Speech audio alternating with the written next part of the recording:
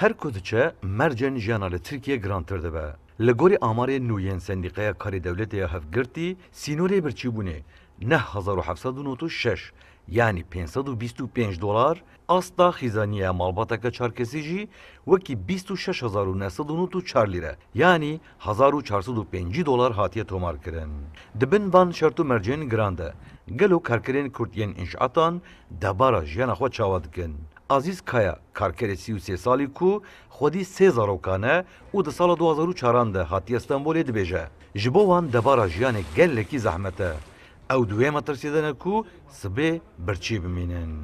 ام کاری اشاعت داد خبرتن سیاحو بزاروف چی هنه ولی هنه خوی کردن واجه هنه کی زحمت که ام کردن کرد ایرو دا 5 میلیارد بجرته تو نکری ولی به حکومتی حتی نکات شکی باش نکریه جا اول چه قاعده چه زور دو به پر انسان برچیه یعنی سر چوپاجی دگرن دروا دگرن پر انسان برچیه یعنی برچی مایه اول سخنتی که زب پر مزنه İro ava birçiye sübeceğiz birçi bibin.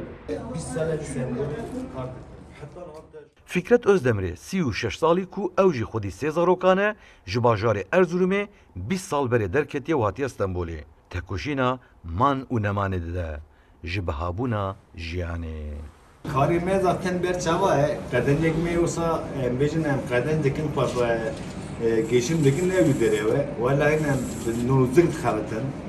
Em kiracine kirime hay bune 7 milyar bune 8 milyar em tarım marketeki em roja ku dixebitin em wê roja xwe ku dibin marketê em pê tiştekî nayê zaten mera. Yani bi rastî devleta Tirk özellikle AK Parti gereka ji vî evî here em bir an önce hemû kar tamam bibine yek em partiya destek bidêne em hevra karê xwe bikin em bir şekilde evî mülkî sevonda bû. Her çiqas hikûmeta Tirkiye di daxuyinên xwe de bibêje ku ew ê nehêlin pişta welatiyan dibin barê giraniya aborî de bikeve û behsa alîkarî û bernameyên nû yên aboriyê bike jî baweriya karkerên Kurd jê nemaye. û wekî sûcdar desthilata AK Partiyê dibînin ku jiyan li wan hemûyan heram kiriye. Azad Altun, Kurdistan 24, İstanbul.